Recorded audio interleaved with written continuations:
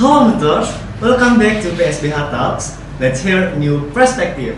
Kembali lagi bersama aku Akbar, podcaster favorit kamu, dimana di episode 4 kali ini kita bakal ngebahas hal yang paling menarik, dimana ini merupakan bahasan yang sedang sangat-sangat diperbincangkan, apalagi buat kamu yang sedang berada di jurusan hukum, yaitu dengan pembahasan putusan MK terkait batas usia capres dan juga cawapres.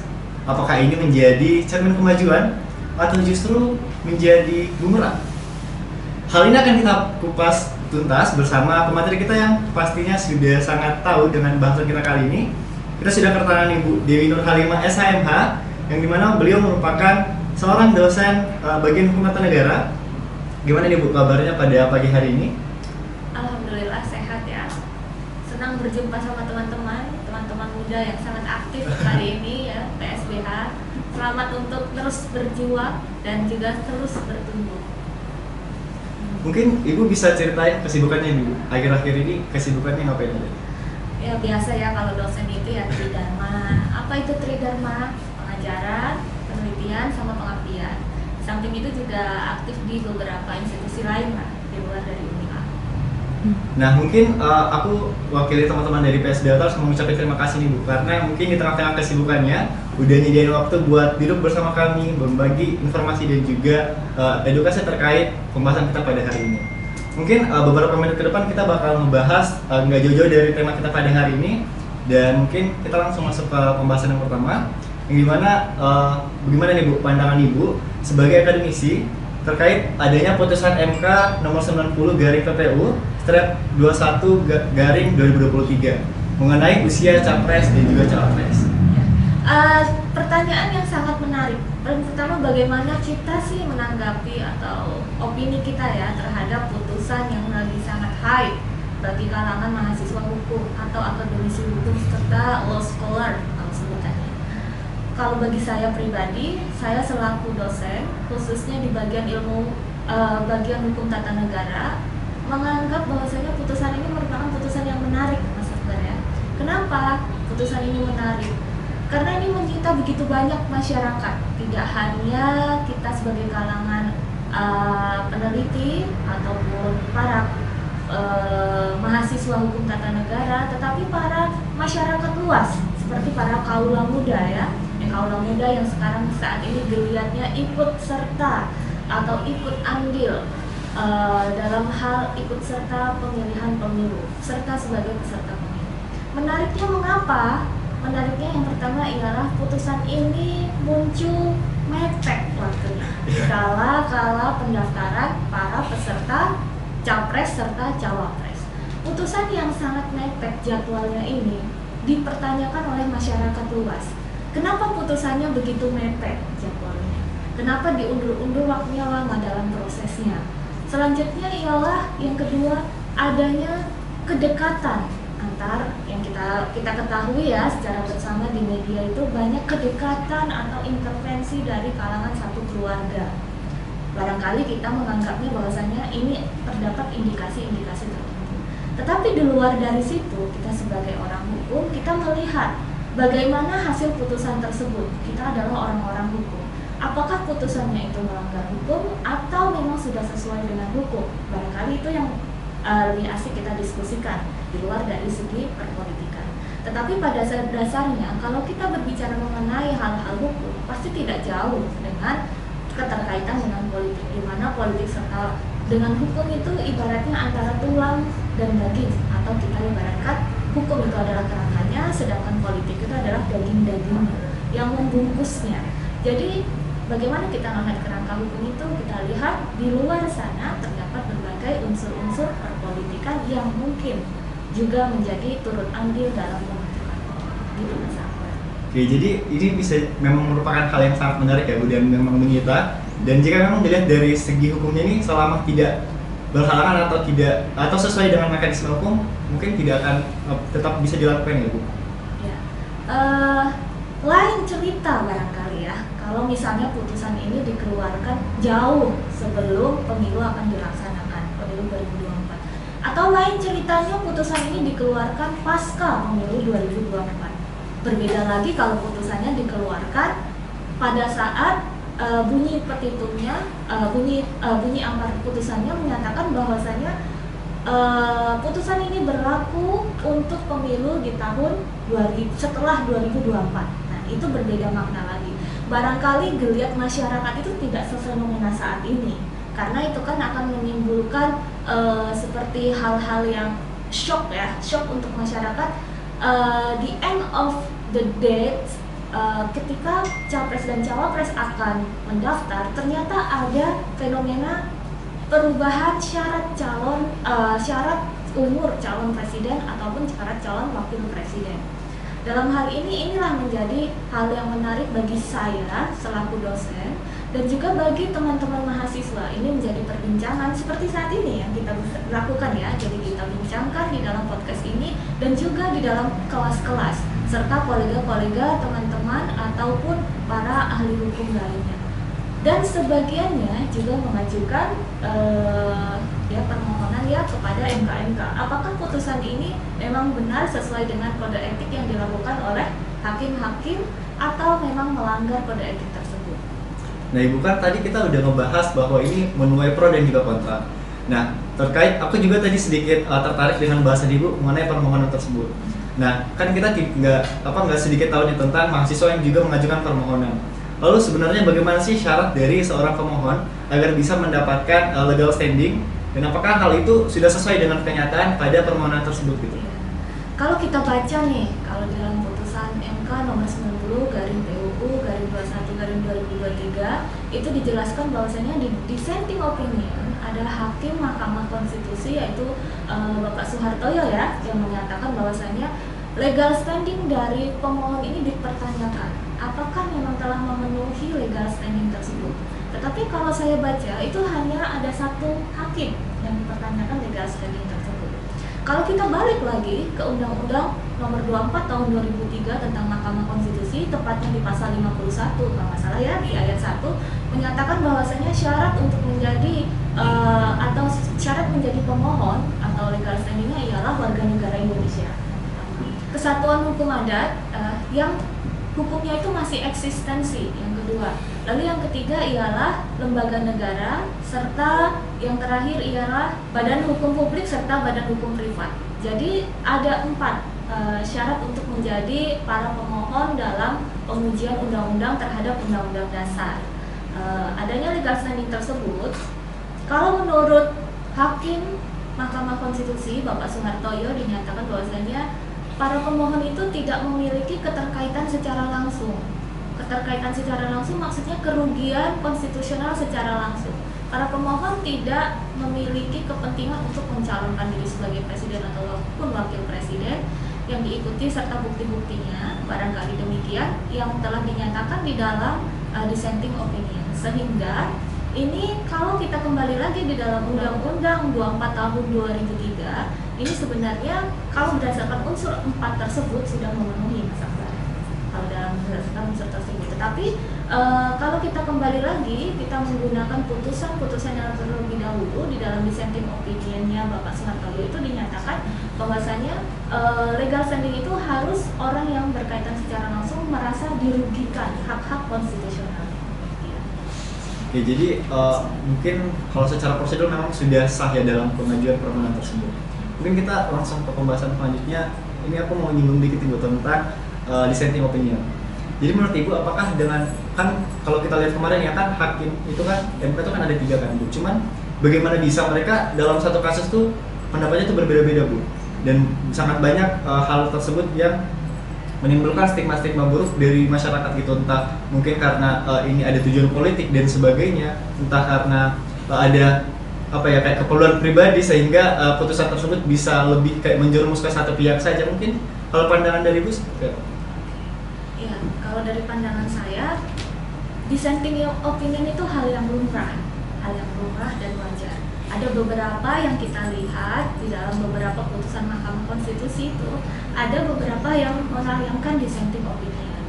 Contohnya saja, kalau kita balik lagi di putusan syarat presidensial threshold, bahwasanya Prof. Maria itu menyebutkan di dalam dissenting opinionnya bahwa pengaturan mengenai ambang batas presidensial threshold merupakan suatu open legal policy. Apa sih itu open legal policy? Open legal policy itu adalah suatu kebijakan hukum yang terbuka. Maksud yang terbuka di sini diberikan kewenangan sepenuhnya kepada lembaga legislatif untuk mengatur ambang batas tersebut. Berarti ini adalah kesepakatan politik, ya, kesepakatan politik yang ada di dalam lembaga legislatif. Dan apabila kebijakan legal policy tersebut sudah disepakati, apakah bisa dilanjutkan untuk diuji di dalam Mahkamah Konstitusi? Itu barangkali pertanyaan yang muncul. Nah, Prof. Maria menyatakan open legal policy itu mutlak memiliki kewenangannya Mahkamah Konstitusi. Itu adalah salah satu beberapa contoh adanya dissenting opinion. Begitupun dengan sekarang yang kita bahas, Mas Akbar, yakni mengenai terkait syarat umur calon presiden dan wakil presiden. Kalau kita bicara itu sebenarnya di dalam konstitusi kita tidak pernah diatur syarat umurnya berapa, tidak ada ya di dalam konstitusi kita. Jadi ini termasuk salah satu bentuk open legal policy. Beda halnya dengan beberapa negara-negara lain. Kalau kita misalnya melakukan perbandingan dengan beberapa negara lain, contohnya di Algeria, Alabama itu menyatakan bahwasanya minimal 40 tahun, Mas Akbar. Nah, di dalam konstitusinya sudah dijelaskan secara jelas syarat umurnya adalah 40 tahun. Ini berbeda dengan kita. Kalau misalnya kita menetapkan di dalam undang-undang bahwasanya diganti dari 35 tahun ke 40 tahun, 40 tahun ke 35 tahun, berarti itu adalah kebijakannya dari lembaga legislatif. Tetapi kalau misalnya kita tarik lagi di Mahkamah Konstitusi, apakah Mahkamah Konstitusi berhak untuk merubah syarat umur tersebut? Kalau dia merubah umur tersebut, berarti dia membentuk norma baru, dan ini bukan lagi ranah kewenangannya Mahkamah Konstitusi seharusnya. Ya, jadi Mahkamah Konstitusi hanya membenarkan apakah ini inkonstitusional atau konstitusional saja. Menurut saya demikian. Selanjutnya, menanggapi yang tadi ya, pertanyaan yang tadi, ini syarat dengan kepentingan politik tertentu. Apakah ini bisa diarahkan ke sana? Berpotensi demikian, bisa. Karena kalau kita melihat antara kedekatan hubungan, kekeluargaan, dan lain-lain, itu tidak menutup kemungkinan. Dan ini sangat disayangkan sebagai lembaga yang harusnya independen. Tetapi hal ini adalah pengaturan hukum yang menurut saya bagus. Karena ini mengangkat generasi-generasi muda, memberikan keleluasaan kepada anak-anak muda untuk ikut serta terhadap keterlibatan politik, terutama pemilihan umum, dan tidak membuat masyarakat anak-anak muda apatis. Kalau kita tarik lagi di dalam sejarah, misalnya kita ingat-ingat ya, ada 7 tokoh pemuda yang selalu kokoh menginginkan proklamasi dipercepat. Ya, kalau zaman dulu kan ingat ya, kalau di dalam pelajaran itu dinyatakan misalnya 17 Agustus itu adalah tanggal yang paling ideal untuk para tokoh pemuda. Nah, itu ada rombongannya, ada Sukarni dan kawan-kawan. Di sana dinyatakan bahwasanya ini adalah kesempatan momentum yang paling baik. Jadi anak-anak muda ini merupakan anak-anak yang memiliki geliat yang cukup bagus untuk membangun negeri. Tetapi bukan berarti kita harus menutup kemungkinan potensi-potensi tersebut dengan dalih. Contohnya, anak-anak muda ini belum cukup dewasa dan belum memiliki kemampuan atau manajemen waktu atau pengalaman untuk menduduki suatu jabatan. Ya, memang anak-anak muda kalah dalam hal pengalamannya. Tetapi anak-anak muda punya potensi juga untuk pembangunan yang lebih maju yang barangkali tidak terpikirkan oleh generasi-generasi tua. Jadi Sebenarnya putusan tersebut saya sepakat untuk substansinya ya Mas Akbar ya, karena memberikan kesempatan luas, kesempatan yang besar untuk para anak muda. Tetapi barangkali momentumnya yang tidak pas, yakni momentumnya yang dikeluarkan pada saat mepet sebelum penjadwalan calon capres serta cawapres. Dan barangkali kalau diberlakukannya pasca pemilu itu mungkin akan meninggalkan stigma yang lebih positif dibandingkan stigma yang negatif saat ini terbangun. Jadi kalau kita lihat dari tujuannya memang substansinya sudah memenuhi ya Bu, cuman mungkin momentumnya aja yang kurang karena mungkin kayak dianggap kenapa dadakan gitu, kenapa mungkin banyak yang membuat masyarakat berpikir gitu kan. Kemudian kalau kita tadi ngebahas lebih jauh nih Bu, aku tadi sedikit tertarik waktu Ibu bilang kayak ada keterhubungan gitu antara orang yang berpolitik tersebut gitu. Nah, gimana kira-kira kalau misalnya yang kan seperti yang kita ketahui bahwa Ketua MK yang merupakan adik ipar dari Presiden yang ini bisa jadi disusupi atau kita kenal dengan politik dinasti. Nah, kalau sebenarnya ada hubungan keluarga itu, apakah benar-benar bisa mempengaruhi intervensi yang mempengaruhi independensi dari seorang hakim atau gimana? Ini pertanyaan yang agak sulit. Ya, kalau mengenai perkara untuk politik dinasti, memang politik dinasti ini beberapa kali kita jumpai ya di dalam media-media yang sudah kita lihat bahwasanya terdapat beberapa politik dinasti.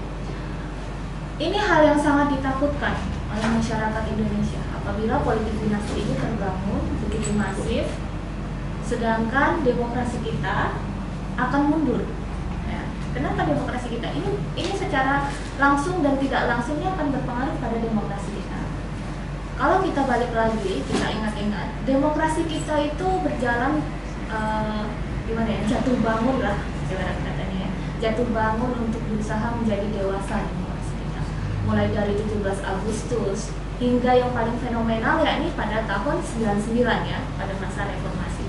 Di situ diadakannya pemilu pada saat reformasi. Pemilu yang dipercepat, seharusnya tidak tahun 99. Karena adanya reformasi dilakukan secara dadakan atau dipercepat ya, dipercepat guna untuk menyelesaikan beberapa permasalahan yang pada saat itu diduduki oleh orang-orang pada masa era Orde Baru.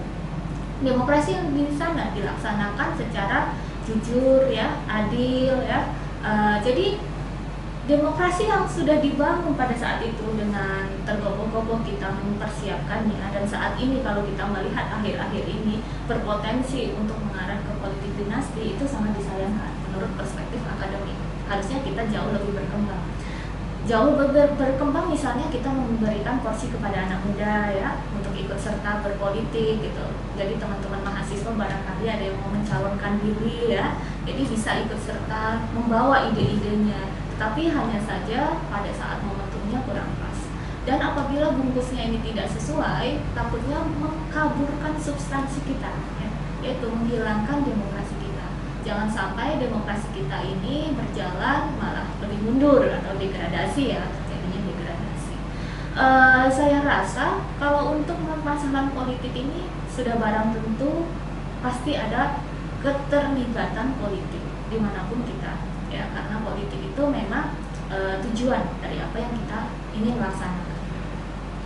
Semuanya membawa unsur tersebut. Apalagi kalau misalnya hakim memiliki kedekatan misalnya, maka itu akan berpotensi. Tapi ini perlu dibuktikan sekali lagi Mas. Tidak bisa kita hanya langsung serta-merta menyatakan bahwasanya oh itu pasti ada potensi intervensi, gitu. Tidak bisa. Semuanya harus melalui prosedur hukum. Apakah memang ada, maka dilakukan beberapa pembuktian terlebih dahulu.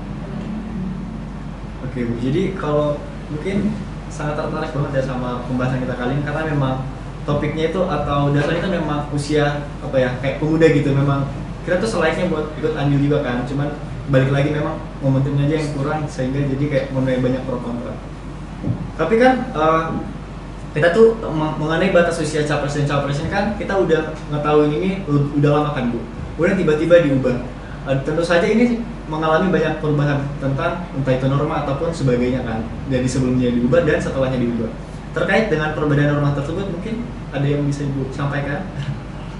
Mengenai masalah pasca putusan nomor 90 ya. Iya.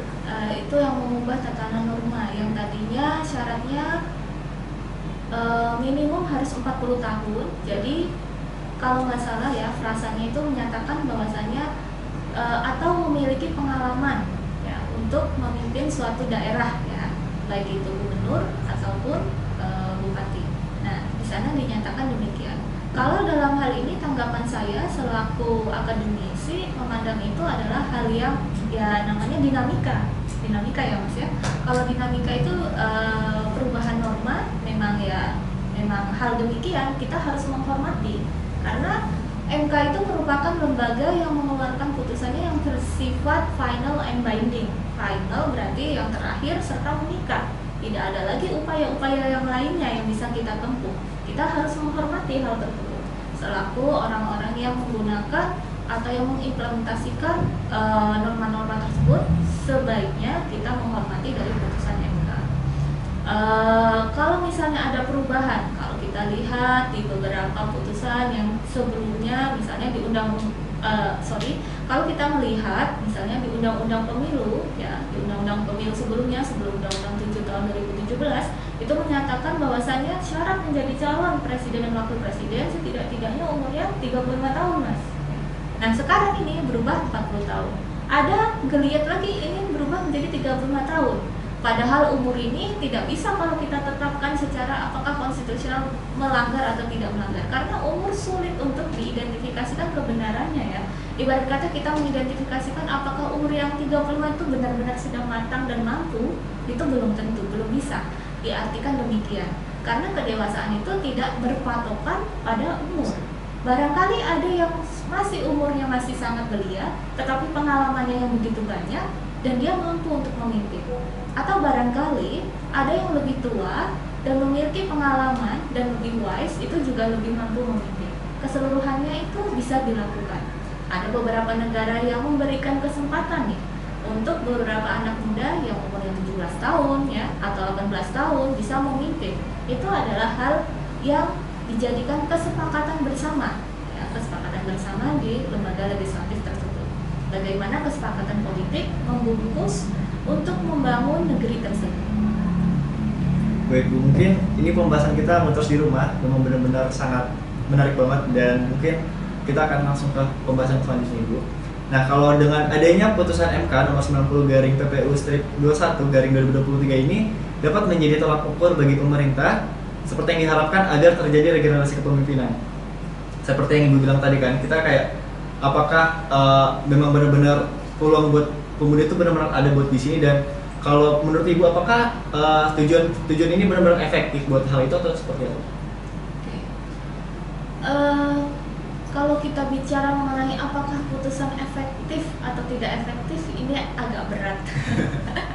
Ya, kalau misalnya kita mengatakan ini efektif atau tidak efektif, kita harus menguji dulu, Mas. Jadi uji dulu, melakukan sampel efektif atau tidak efektif, ada hitung-hitungannya. Tetapi kalau kita melihat dari tujuannya cukup mulia sebenarnya, merangkul masyarakat, ya tujuannya mulia. Yang diharapkan adalah agar terjadi regenerasi, ya akan terjadi regenerasi nanti, karena kita akan memacu anak-anak muda ya untuk ikut serta. Jadi dia tidak banyak yang apatis. Mahasiswa atau para generasi muda yang lainnya barangkali bisa ikut langsung aktif menjadi tim ses dan lain-lainnya ya di sini. Jadi kalau misalnya mau menduduki sebagai capres serta cawapres, berarti harus mempersiapkan diri jauh-jauh hari, harus banyak pengalamannya, yang utama itu. Jadi kalau misalnya kesempatan ini begitu besar untuk anak muda, saya selaku anak muda juga ya Mas ya, karena belum berusia lebih dari 40 tahun kalau identifikasi demikian, maka saya juga akan mendukung putusan ini, tujuannya bagus. Tetapi ya itu lagi, kembali lagi yang disayangkan momentumnya saja, dan misal amar putusannya aja diubah berlaku pasca pemilu 2024, maka ini akan menjadi putusan yang lebih mudah diterima oleh masyarakat secara luas. Harapannya bagi masyarakat muda atau generasi muda nantinya dengan putusan demikian ya kita ambil kesempatan yang lebih luas ya, bahwasanya kita bisa ikut serta masuk dalam hal aktif di Bawaslu, pemilu dan lain-lainnya sebagai modal utama ya, modal utama untuk memperluas wawasan kita, atau ikut serta sebagai pemimpin nyalon sebagai legislatif dan lain-lain. Oke Ibu, jadi kayak benar-benar ini tuh buat terbuka tuh, buat kesempatan buat teman-teman semua muters di rumah. Jadi apalagi buat yang khususnya mahasiswa fakultas hukum ya Bu. Jadi kayak buat yang tertarik memang bisa disiapin dari sekarang, apalagi ini emang benar-benar satu kemajuan juga buat kita, apalagi seperti yang katakan balik lagi yang kenapa banyak menuai pro kontra itu mungkin karena momentumnya, karena kalau kita lihat dari isi substansinya juga memang benar-benar pro terhadap kemajuan juga ya Bu. Dan mungkin kalau yang tadi disampaikan Ibu mungkin secara pribadi Ibu sendiri, mungkin kalau kita balikin lagi gimana nih harapan Ibu terhadap adanya putusan ini jika kita tinjau dari perspektif hukum tata negara. Ya, kalau dalam perspektif hukum tata negara tentu ini menjadi dinamika tersendiri ya, karena pasca putusan ini keluar ternyata juga ada putusan-putusan yang berenteng di Mahkamah Konstitusi yang sebelum-sebelumnya mungkin tidak sebanyak demikian, tidak sefenomenal demikian. Mungkin putusan kayak putusan cipta kerja dan lain-lainnya tidak sefenomenal yang ada di putusan syarat calon umur presiden serta wakil presiden. Ini menjadi unsur tambahan kita pembahasan di ruang-ruang kelas kita. Jadi mahasiswa itu harus mampu melihat bagaimana perkembangan Mahkamah Konstitusi, bagaimana perkembangan hukum yang terjadi di Indonesia. Kalau dalam perspektif saya, kalau dilihat dari sisi demokrasi, tentu terjadi adanya kemunduran, jujur saja, terjadi kemunduran.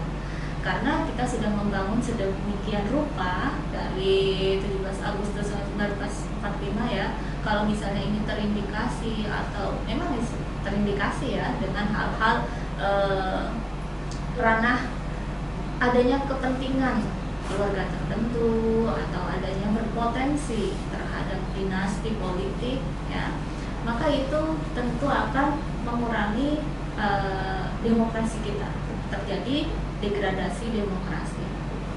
Itu yang disayangkan. Tetapi kalau substansi untuk memberikan kesempatan yang luas kepada pemuda, itu saya dukung ya. Saya dukung, saya apresiasi. Dan kalau dalam hal bagaimana proses putusan peradilan itu dikeluarkan, RPH-nya bocor ya, kalau kita lihat itu RPH-nya bocor dan hakim-hakimnya dinyatakan telah melanggar kode etik. Nah, itu juga sangat disayangkan. Sebagai para akademisi hukum itu sangat disayangkan. Tapi kita balik lagi, kita harus menghormati Mahkamah Konstitusi sebagai lembaga yang mengeluarkan putusan final and binding, dan tetap kita laksanakan, mau nggak mau tetap kita laksanakan putusan nomor 90 garing PUU strip 21 ya, garing 2023. Jadi demikian Mas.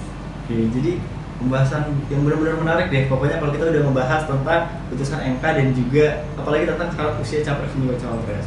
Tapi teman-teman muters di rumah, gak kerasa kita udah sampai di penghujung acara kita, podcast kita pada hari ini, yang dimana benar-benar memberikan banyak pengetahuan baru nih Bu, apalagi buat saya juga dan buat teman-teman muters di rumah tentu saja. Mungkin dari Ibu sendiri ada closing statement tentang pembahasan kita pada hari ini. Ya. Closing statementnya, mahasiswa jangan ragu untuk membaca dan melihat berita.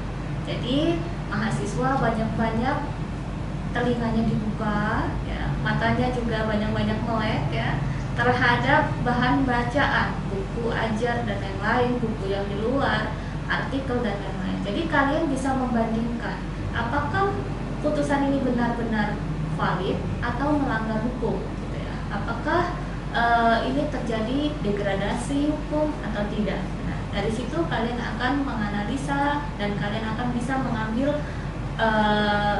mengambil sikap ya, apakah akan melakukan demonstrasi misalnya, atau kalian akan menulis terhadap isu-isu yang menarik ini. Bisa jadi nanti hasilnya skripsi, artikel dan lainnya. Jadi semangat untuk mahasiswa untuk selalu berproses. Baik Ibu, terima kasih banyak. Mungkin buat muters-muters di rumah bisa lebih bijak lagi nih dalam menanggapi jika kedepannya ada putusan-putusan yang seperti ini, bisa mencari tahu terlebih dahulu informasi yang lebih valid lagi sebelum akhirnya apa ya, mungkin lebih daripada turun atau demonstrasi atau menunjuk rasa atau mungkin menunjukkan hal-hal yang negatif, lebih baik lagi jika hal tersebut dilakukan dengan positif. Seperti tadi kayak mungkin dituangin dalam tulisan atau mungkin intinya kita lebih bijak lah dalam menanggapi suatu masalah ya, Bu. Iya. Sekali lagi Bu, aku ucapin terima kasih mewakili teman-teman dari PSBH Talk dan juga Mutus di rumah udah duduk bersama kita berbagi informasi dan juga pembelajaran hari yang benar-benar insightful buat kita semua. Oke Mutus di rumah, sampailah kita kepada penghujung podcast pada hari ini.